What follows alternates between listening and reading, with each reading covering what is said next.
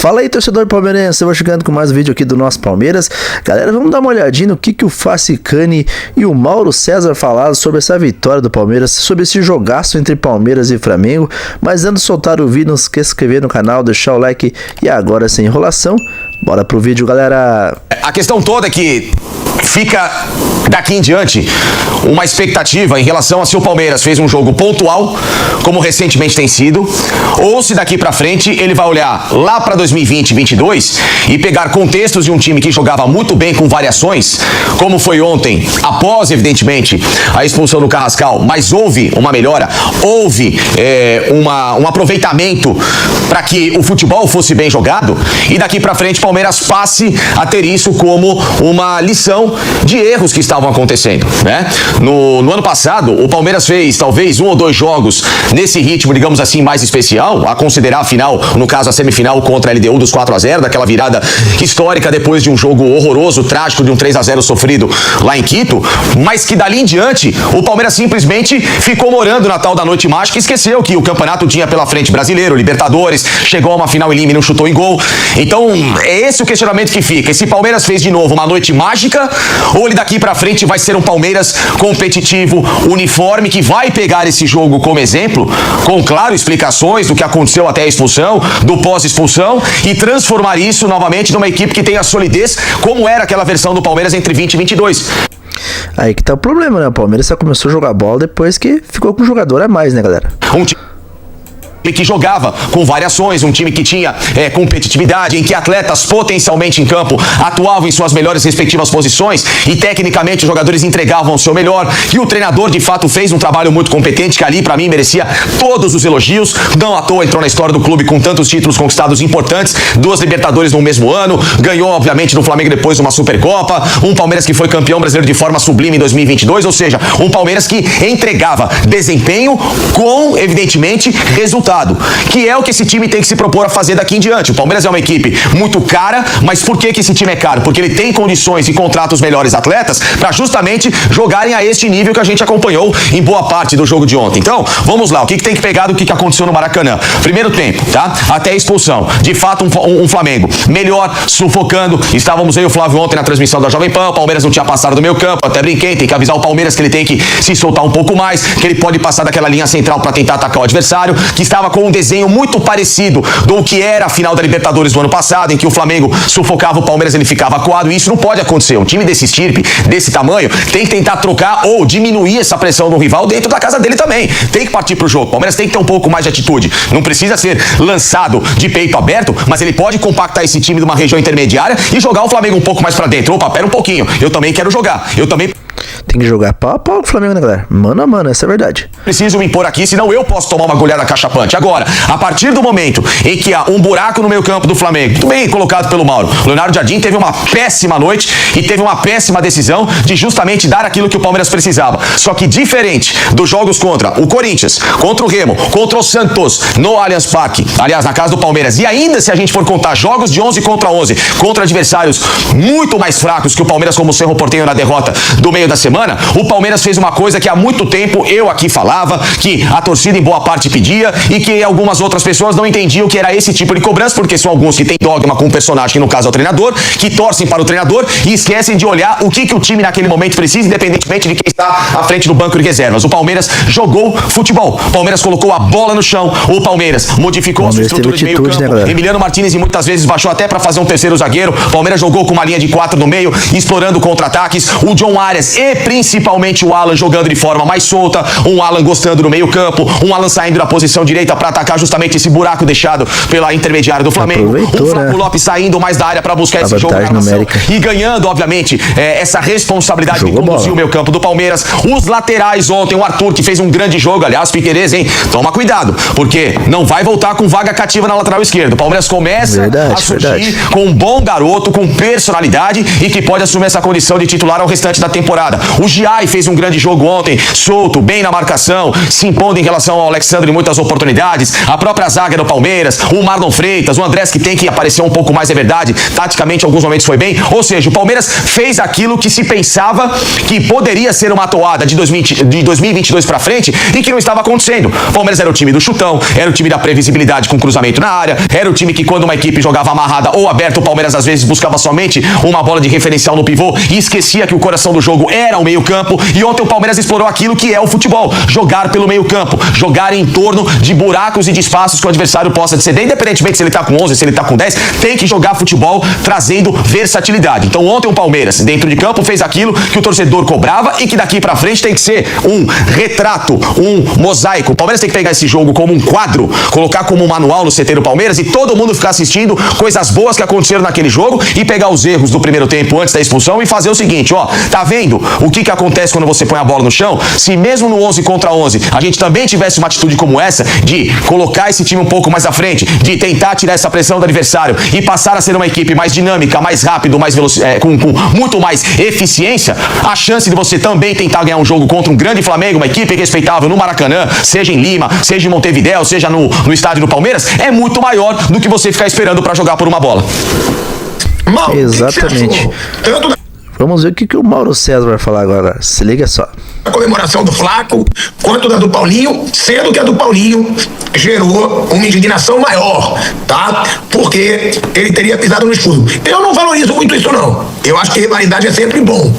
Mas o pisar no escudo, que é meio que um lado ético ali de rivais, Mauro. Tudo isso é uma babaquice muito grande. Se ele pisou de propósito no escudo, não reparei, sinceramente não observei esse detalhe. Se ele fez isso de forma deliberada, explicitamente proposital, tá errado, aí a reação é normal. Fora isso, não. Pode falar de silêncio e tudo, isso é do jogo. Isso é uma bobagem. A gente tem que falar de futebol, né, mano? Vamos falar de jogo jogado, entendeu? Essa perfumaria pilhada do futebol, eu sei que o cara manda a torcida pra aquele lugar, mande pilhada, bem direta. Ofensa é uma coisa e a exacerbação de uma comemoração. Se xingar ele pode xingar a torcida. Sim, mas tudo isso é do jogo. Eu acho também que havia de mão dupla, essa coisa. Por exemplo, o Gabigol, quando jogava no Flamengo, ele ia lá no Paraná, no Atlético, xingavam ele, jogaram o bolo, uma vez ele comeu e tal. Ele mostrava a Libertadores lá tatuada na perna, que ele fez o gol em cima do Atlético. É normal, via de mão dupla. Eu sempre achei isso via de mão dupla. Pra mim é via de mão dupla. O Paulinho é um jogador forjado no Vasco, tem uma rivalidade com o Flamengo desde a base. Quantas vezes jogou contra o Flamengo pela base? Quando era garotinho? Normal. Aí vai pro Atlético, que é mais rival do Flamengo. Exato. Aí vai pro Palmeiras. É normal. Agora, se ele pisou de propósito, tá errado. Agora, o resto comemorou, mandou ficar quieto. É isso, qual o problema? Não tem problema nenhum nisso, não. O Edmundo uma vez fez um gesto de, como diria aquele repórter, de ajeitar as calças para a torcida do Vasco, com a camisa do Flamengo, você lembra? 95. O que é o ajeitar as calças? É popularizado por um colega. Pois é, teve isso, né? Ajeitar as calças. O Edmundo ajeitou o calção, que ele não estava de calça, estava de calção. Antes de começar o segundo tempo, ele era jogador do Flamengo, jogando contra o Vasco. A torcida do Vasco começou a xingar ele, claro. Aí ele ajeitou o calção. Até isso teve, gente. Eu acho que isso é normal, essa comemoração, né, galera? Até o próprio Breno Lopes fez gol contra a equipe do Santos, jogando pelo Curitiba, e ele mostrou, né, a tatuagem da Libertadores no Palmeiras em cima do Santos pra provocar os caras. Então isso faz parte do futebol, né, galera? Só que na época não tinha VAR nem teve expulsão, e não tinha começado o jogo no segundo tempo. Agora o pessoal do Corinthians também anda ajeitando o calção, né? Aí é demais também, né, irmão? Pô, menos, né? Agora, o Corinthians não é demais, não. Não é demais. Nós temos muitas coisas mais relevantes para se falar sobre isso, sobre o jogo de ontem. E assim, o jogo de ontem ele não decide o campeonato também, porra nenhuma. Vai continuar o campeonato, vai seguir, tem mais de tudo pela frente. E repito o que eu falei aqui, o Flamengo pode ganhar uma das duas competições com o Leonardo Jardim, pode. Ele é ruim? Não. Ele só é inferior ao outro, porque o Sagra é melhor que ele. Ele é mais experiente, mas o outro é melhor. Para mim, ontem isso ficou, eu já tinha essa percepção, ontem ficou muito claro. O Leonardo Jardim não entendeu o jogo. Isso tem que ser dito, tem que ser muito. Ele não entendeu o contexto. Num jogo de futebol, é que nem a corrida de Fórmula 1. Você faz a pole position e tem o melhor carro. Aí, de repente, você tem um problema lá no pneu. Você está liderando com vários segundos de frente. Aí tem o problema do pneu. Aí você, cacete, parei o box aqui, caí para o 8º lugar. Aí o cara que você está disputando está na ponta. Você fala, cara, não vou mais avançar. Ele vai fazer o quê? Contenção de danos. Eu vou tentar chegar ao... Aí eu cheguei em quarto. Eu falo, pô, menos mal. Eu fiz alguns pontos aqui. Aí olha a tabela. Bem, eu estava tantos pontos atrás, agora estou tantos aqui, menos mal. Se eu não volto, né? É isso. É estratégia. Você pensa, pô, o que o Flamengo pensava ontem? Eu venço, eu fico um ponto atrás, tem um jogo atrasado, posso ser líder. O que o mais importante é ser líder no final, mas seria bom, claro que é bom ser líder antes. Soberba tava contando ganho ontem, né? O técnico tem que pensar muito rápido, gente. O Felipe ano passado contra o Corinthians era o segundo jogo vitória antes do jogo, profissional. O Bruno Henrique foi expulso aos 27 minutos em Itaquera. Se deram mal, hein? Ali qual era a perspectiva? Ferrou, o Corinthians vai ganhar esse jogo de 2 gols, vai fazer gol, vai jogar muito tempo com a mais. Mauro, jogo pra classificação pra final. Brasil. Pra final. Segundo jogo dele. Primeiro foi 1-0, gol do Alexandre do Maracanã, que ele estreou. Ele montou a linha de 5 com o Fabrício Bruno, o Corinthians pouco criou, sustentou o empate, se classificou e foi campeão. De novo contra o Racing, expulsão aos 11 minutos. Ele fez a mesma coisa e o Flamengo sustentou ali o empate, foi pra final e foi campeão. É entender o contexto, gente.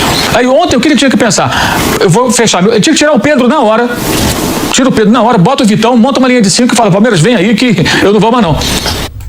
E tem gente falando que a arbitragem ajudou o Palmeiras nesse jogo contra o Flamengo, galera. É brincadeira, hein? E ficava ali se defendendo. E como por outro lado, Mauro, o Palmeiras entender que ele tem que jogar futebol. Porque esse time tem condição pra jogar futebol. Ele contratou bem pra jogar futebol. Ele não pode ficar só esperando o Flamengo toda hora errar ou dar uma margem de uma expulsão ou um lance do Andrés Pereira pra salvar um time de Libertadores. É difícil falar sobre hipóteses, mas assim, o jogo ontem do Palmeiras até a expulsão era muito ruim. O Palmeiras não tem time pra ficar só acuado com o Flamengo se defendendo. O Flamengo não é o PSG, não é o Munique, não é o Real Madrid, não é? O Flamengo é o time brasileiro. São forças mais ou menos equivalentes. Você pode ter uma diferença se falta o Vitor Roque aqui, falta a Rascaeta colar, não jogou fulano, Piqueires. Você pode ter situações que gerem um ou outro desequilíbrio, mas é pequeno. São times fortes que se conhecem muito bem. Eu não consegui. Ano passado, o Palmeiras tentou jogar no campo do Flamengo. Deu tudo errado. O Flamengo ganhou o jogo em transições, fez 3 gols no primeiro tempo, foi 3-2 o jogo, né? Ok. Não vou repetir a estratégia. Ok, eu concordo. Mas jogar daquela forma, marcando lá perto da própria área. E o detalhe, as jogadas estavam acontecendo. E o Flamengo perdendo o gol. Perde o gol pra Boca. Quer dizer, não é que o Palmeiras neutralizou o Flamengo. Ele deu chance ao Flamengo. Lino chutou, o goleiro defendeu. O Paquetá chutou muito mal ali naquela bola. Cara a cara, o Carlos foi defesaça. O Everton Araújo teve uma bola que ele ia pra ter chutado, ele se enrolou, não chutou, não fez nada. Ele estava sozinho dentro da área. Ele que fez um gol de chute forte outro dia contra o Vitória. A jogada estava entrando. Então, assim, a atuação do Palmeiras até a expulsão não era boa. Não era nada boa. O Palmeiras, eu acho um absurdo, na minha opinião. O Palmeiras, que tem que jogar dessa maneira contra qualquer um. Não precisa jogar no campo do adversário, dando campo, como deu. Não deu certo ano passado, não vou repetir essa estratégia que não funcionou. Ele pode até fazer uma autoanálise. Eu não sei montar meu time desse jeito, não funciona. Vou jogar, mas não tão acuado. Depois o jogo muda de figura. E aí cabe ao outro técnico entender o quê? Peraí. Agora, se eu empatar esse jogo, eu continuar 4 pontos atrás, não é mau negócio. Tem um jogo a menos. Se eu ver esse jogo, fica 1 ponto. Tem um jogo na volta, tem um turno inteiro, vai perder ponto, vou perder ponto também, vai ganhar e tal.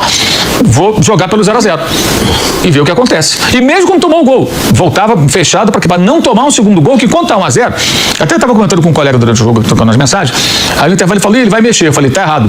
Mexer ofensivamente. Eu falei, tá errado. Ele tem que mexer defensivamente. E tentar ganhar. Se sustentar o 0-1, no final ele vai para um tudo ou nada. Faltando 15 minutos aí, porque não dá para jogar muito tempo, gente, com o time tão exposto. Naturalmente, se não fosse o Palmeiras, fosse o Remo, ia fazer gol no Flamengo. Sério. O Remo lá, a Aleph Manga da vida ia fazer gol no Flamengo. Vitória, como aconteceu. O Vitória ia fazer gol no Flamengo. O Chapecoense ia fazer gol no Flamengo. O time é aberto daquele jeito. O Palmeiras foi, pouco efetivo até. Poderia ter feito mais. Leonardo Jardim foi um desastre total. Pior que ele só o Carrascal. Com o seu currículo, né, que vem lá dos tempos do River Plate. Por isso que eu falo que aí, trazendo a discussão também pro outro lado, e é bom, tem que falar sempre de futebol, que é o que eu gosto, que é o que interessa, que é o que esses dois clubes têm que se propor a fazer. O Palmeiras ontem, com 20 minutos tomando sufoco no Flamengo, compacta o time na intermediária. Sai. Sim. Agiliza a saída de bola. Tira um pouco o adversário da sua área. Porque qual que é o mal do Palmeiras? Ele tá acuado, ele começa, bicuda, lá pra frente, vai buscar o Flaco. Ele tá perdendo todas as segundas bolas. Todas as segundas bolas. Por quê? Porque o meu campo o Marlon e o Andréas, eles trabalham numa função que eles não são nem primeiro volante nem segundo volante. Eles são condutores. Só que eles não estavam chamando o jogo, por quê? Porque o Flamengo estava engolindo justamente as duas posições, subindo 5 caras em cima. Então, o que o Palmeiras tem que fazer? Alternativas, como fez o Abel ontem, depois da expulsão, mas poderia se pensar que eu vou baixar o Emiliano, que estava por lá para ser o terceiro zagueiro, eu vou abrir meus laterais para sair dessa marcação do Flamengo, eu vou baixar os dois meias, entre aspas, né, o Marlon e o Andréas, para tentar compor um pouco em cima dessa pressão no meu campo do Flamengo, eu vou ganhar volume. O Palmeiras estava com menos jogadores no seu próprio campo de defesa dentro da pressão do Flamengo. Isso é uma loucura. Você tem que criar volume, seja ofensivo ou defensivo. Quem tem a posse de bola ou quer ter a posse de bola ou evitar esse tipo de situação, já parafraseando o que o Guardiola desenhou recentemente, o que o Guardiola tenta explicar basicamente no futebol na leitura dele. Ele divide o campo em quadriláteros. Cada quadrilátero você tem que ter de pelo menos 2 a 3 jogadores para o adversário. E o Palmeiras estava com 1 para 3 do Flamengo. Então é normal que ele vai tomar uma pressão e vai ter que viver de bicuda. Então, o problema é que o Palmeiras, logo que foi expulso o Carrascal, o Palmeiras continuou ainda sendo sufocado pelo Flamengo. O Palmeiras demorou um pouco para aproveitar as chances aí. ia aproveitar a vantagem numérica também dos jogadores, né, galera? Quando o Abel cita muito o Guardiola e cita os técnicos, que falou do Klopp outro dia, falou do Guardiola, eu queria que ele falasse desse tipo de fundamento dos caras. Não é falar quando o Guardiola reclama do calendário da Inglaterra, quando o Klopp reclama. Isso aí não é amuleto que interessa. O que interessa é falar o que o Guardiola, o Klopp, até o Mourinho, que ele gosta tanto, podem fazer de bom no futebol, já fizeram de bom no futebol, pra você ter o seu time competitivo. Como que o Guardiola, então, numa pressão de adversário, sairia dessa condição de 11 contra 11, os primeiros 20 minutos do adversário jogando melhor, pra inverter a situação, pra você ganhar um jogo fora de casa? É isso que interessa. É esse tipo de cultura que você poderia trazer ao torcedor, pra não ficar com esse papo chato de toda vez, porque a arbitragem quer contra o Palmeiras, porque é o sistema que é contra, porque não sei o que é contra, porque agora a própria torcida é contra. Não, você tem que falar de bola, você tem que explicar o que tá dando errado, porque o time tem condição pra jogar melhor. Pô, você tem o Marlon Freitas, o Andrés Pereira, jogador de Europa. Pô, o Jair é um lateral que pode ter 1000 defeitos, mas tá aí às vésperas de ser convocado pra uma Copa do Mundo. Muito bom o time do Palmeiras no papel, né, galera? Você tem o lateral esquerdo do menino que é competente, o Arthur, que é um jovem com boa perspectiva de evolução, um zagueiro como o Gustavo Gomes, que com seus defeitos ou não, ainda é um zagueiro respeitável, o John Arias, que é um jogador versátil, o Alan, que é um jogador versátil. Para um pouco, esse time não pode ficar vivendo de bicuda. Esse time tem que ficar vivendo de bom futebol, de alternativas. Então é pegar o que aconteceu de bom no 10 contra 11 e transformar essa troca de passes, essa movimentação, essa inteligência de saída de bola em 11 contra 11. Solidez. Porque com isso, a margem do Palmeiras daqui pra frente ter uma evolução, uma condição de tirar de cena um adversário como o Flamengo, que é um time que você não pode deixar chegar, porque é uma equipe que eu brinco traiçoeira, competente, é um time que sabe lidar com esse tipo de adversidade quando bem organizado, pra poder buscar os objetivos que o Palmeiras não consegue há 3 temporadas, que é ganhar um título pesado e não viver de 2 estaduais contra equipes que estavam na Série B. O Santos em 24 e o Novo Horizontino em 26. É muito pouco para um time desse propósito. E você vê, isso é uma coisa do Abel, cara, ele não desiste. Porque tem muito treinador que por muito menos chuta o balde. Fala, não, pô, já ganhei tudo aqui, não vou continuar. Aí ele volta no tema. Eu peço pro nosso torcedor, juntos somos mais fortes, pra eles apoiarem esse elenco. Depois de tudo, pô, teve campanha fora Abel. E isso eu admiro no Abel, cara. Ele não desmotiva, ele não arrega. Fazem, cara, é uma coisa que eu percebo. O cara tá aí. Se liga só na resposta do Facicani pro pilhado, galera. Se liga só. Quando já levou porrada doidado, mas ele continua. Mas também com o contrato que ele tem, o pilhado, se o cara desmotivar, ele tem que mudar de planeta, né? Pelo amor de Deus, né? O contrato dele, inclusive, chegou por um período. Fala aí. Mas todo treinador tem no futebol brasileiro. O Renato Gaúcho ganhava 1,5 milhão no Fluminense. E não aguentou, pediu pra sair. Tem muito treinador que pede pra sair. Mas é porque sabe que tem uma blindagem da diretoria no caso dele, né? No caso dele, a diretoria deixa protegido. Então, essa segurança lei, que né? o Palmeiras dá de uma cobrança que deveria ser muito mais profissional em relação a desempenho, a resultado, assegura que o cara fique confortável no cargo, entendeu? Essa que é a diferença. Chegou em algum momento do contrato do Abel que o que ele recebe no Palmeiras chegou a ser maior do que o primeiro ano do Hansi Flick no Barcelona e do Xavi à época do Barcelona. Tudo bem que o Barcelona estava numa condição financeira um pouco mais precária recentemente, passou por uma crise, até vendeu ativos da Barcelona Media, enfim, fez lá um monte de situação para tentar se reajeitar e que não podia pagar tão altos os salários a seus ativos, mas ainda assim, só para você ter uma ideia de que um clube como o Barcelona pagava menos para um treinador do que o Palmeiras paga para o Abel Ferreira, né?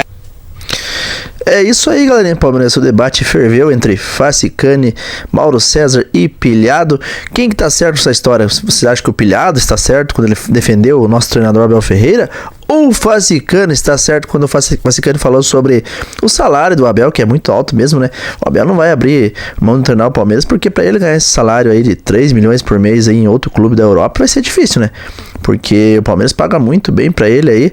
Ele que ganhava mais do que o próprio Xavi quando treinava o Barcelona, né, galera? Mas quem que tá certo nessa história aí? Facicani, Pilhado e a opinião aí do Mauro César. Deixa aí a sua opinião, galera. É isso aí, galerinha palmeirense, sejam bem-vindos ao nosso canal. Se você gostou, não se esqueça de inscrever, deixar o dedo no like. Eu agradeço a cada um de vocês que esteve comigo até o final desse vídeo. E que Deus abençoe a todos. Até o próximo vídeo. Aqui é Palmeiras sempre. Falou!